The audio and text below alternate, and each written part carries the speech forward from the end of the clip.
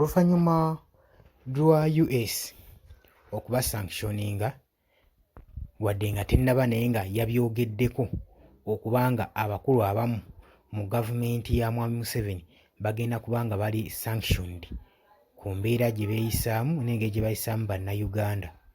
Kaakati Deputy Speaker Thomas Tayebwa ye avuddeyo n'agamba ne yeesambajja ebigambo ebimwogererwa ku bannayuganda nti y'omu abakozesa public funds. Nyongera maaso n'okukulamusaako yonna gy'osinzira okuba nga otuwuliriza yeekumira ku mayengo ga UG Updates TV kutegeeza nti y'okola kyonna kyonna okola ky'amaanyi okwekumira ku mayengo gano. Kiwa wiikendi abasinga wadde abamu bagendedde bulungi naye abasinga ebagendedde bubi nga omanyi ebigenda mu maaso mu ggwanga ekikangabwa kitwatuuseeko eri baganda baffe ab'omu Kiteezi. Twongera obbasaasira Mukama Katonda abagumye, Mukama Katonda abagumye, abagumize ddala mmwe kubanga kaakati batono nnyo abavaayo nga balamu, abasigadde bafu. Singa gavumenti yaffe yabadde ne ministries eziri active obulungi nga President Robert Kyagulanyi we yagambye, ensonga eno yandibadde teri waasi nga weeri kati, kubanga okuzzaako emabega olunaku olw'eggulu nga ssaaga eno yaakagwawo, singa gavumenti yaffe yabadde n'obwangu bangi bandibadde bataasibwa, kubanga abamu babadde munda nga babawulira n'obawulira nga bakoona nga bagezaako okubotola kufuna bye bayitira. Abasinga babadde bakuba n'amasimu nga bakyaliyo wansi. Kino we kyagwiriddewo. Oba okitegeera muganda wange? Naye kati n'ababaddemu akengubanguba ababadde wansi nkyo abagenza obbatuukako nga amaanyi gabawedde. Jjukira okulya, oxygen aba mutono, si kintu ekyetaagisa obwangu. Gavumenti yaffe kyesobola obulungi fe ky'oggula ebintu ebiyamba eggwanga, bannansi badda muggula tiyagaasi, badda muggula bibonyaabonya bannansi. Nkiddamu, gavumenti yaffe nno ekyali mu buzibu bw'ebanga ekyalowooza nnyo mu kugula ebintu ebibonyaabonya munnansi than okuba kyesinga ebintu ebijjuna munnansi.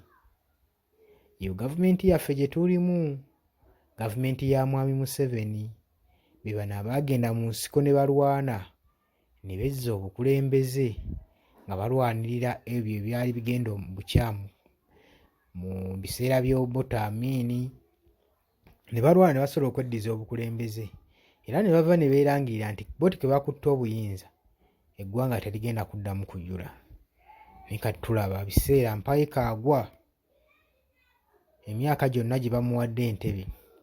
Tunuulira ebizibu munnansi by'ayitamu, tunuulira ebizibu munnaggwanga by'ayitamu.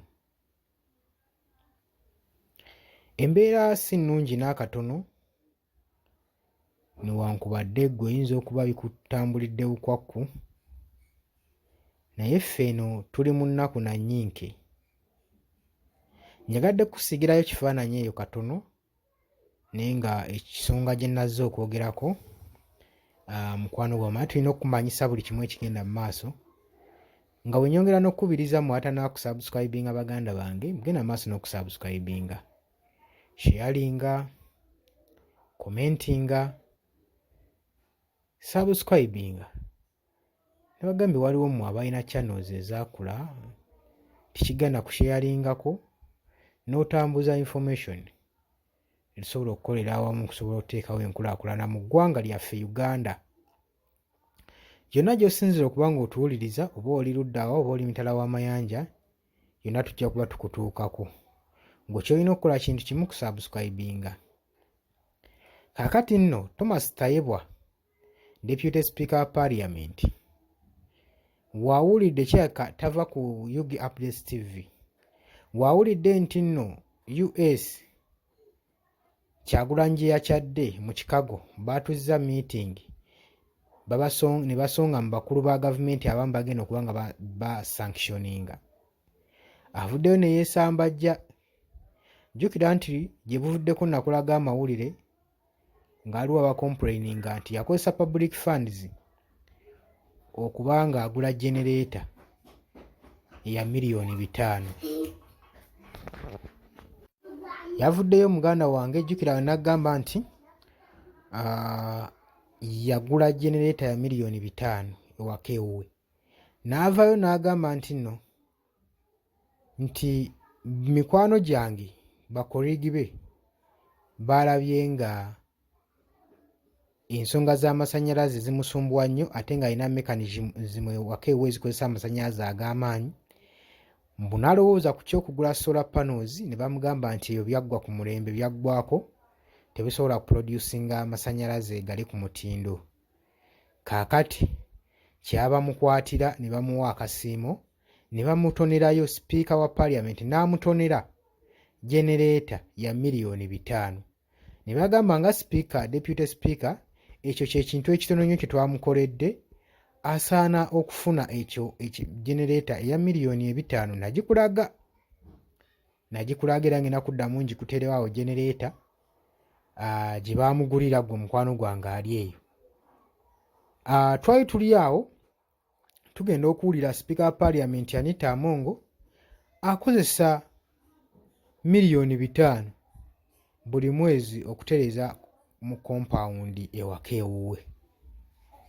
Netugamba bannange, amalwaliro geetaaga just miliyoni 2, amasomero geetaaga miliyoni 10 gafune shelters tezisobola na kuteekebwayo, naye abasajja bali wano bajajaamya ssente nga balinga abagamba ekintu kye baliko kyangu nnyo ddala. Muganda wange, ebyo byonna bijja bitambulira mu paaliyamenti y'eggwanga Uganda. Gye bwavaako awo twawulirako nti n'ekyambalo obwambalo sipiika wa paaliyamenti kyayambala nakyo kigulwa ssente buwanana. Naye n'otunuulira amalwaliro gaffe agatali mu malagala, n'otunuulira enguudo zaffe ezigenda ku malwaliro gaffe, tunuulira ekkubo erigenda ekiruddu. Kaakati afuddeyo era mu ngeri y'emu Thomas Tayebwa n'agamba nti nno ye temulowooza nti nno talina ssente zimala oba tafuna ssente zimala kubanga agula luxury racings, ebintu eby'okwejajaamya byonna by'aba ayagala. N'agamba nti nno mmwe abalowooza nti nno akozesa public funds okubanga addira ssente eziyita mu paaliyamenti okubanga agula ebintu by'ayagala, okozesa ebintu by'ayagala, ekyo mwerimbye. Agambye nti nno alina ssente ekimala ate era nawabaawo akwewola tayinza kwewola ku mmwe, ssente ze z'alina zimumala. Agambye omusaala gw'afuna mu paaliyamenti gumumala bulungi nnyo, teyeetaaga kwaloketinga ssente public funds zagenda kubanga afunamu benefits. Ekintu kye ndowooza nti nno kikyamu nnyo. Teri nsonga mu paaliyamenti eyisibwa ng'omuntu talinaako interest gy'ataddemu. Ebiseera ebisingola n'abaka baffe be twesiga bagenda okulonda okusalawo okutuuza paaliyamenti baba bavugirira musimbi, gwe mukwano gwange ali eyampuliriza. Agambye nti nno newankubadde mwe mukitwala nga we mutyo, naye munzikiriza obbategeeza nti nnyina ssente ezimala, sikozesa public funds gwe mukwano gwange ali eyo ampuliriza. Batandise obyewakano bijjamu, batandise okwennyonnyolako olw'ensonga nti kati ekigenda mu maaso mu ggwanga ensi ebatunuulizza amaaso. Ensi ebatunuulizza amaaso gwe mukwano gwange ali eyo ampuliriza. Tujjukirana bulungi nnyo Thomas Tayebwa yakalonkinga wali eri akazimba church ebalirwamu obuwumbi nga 200 bulamba. Yakazimba church.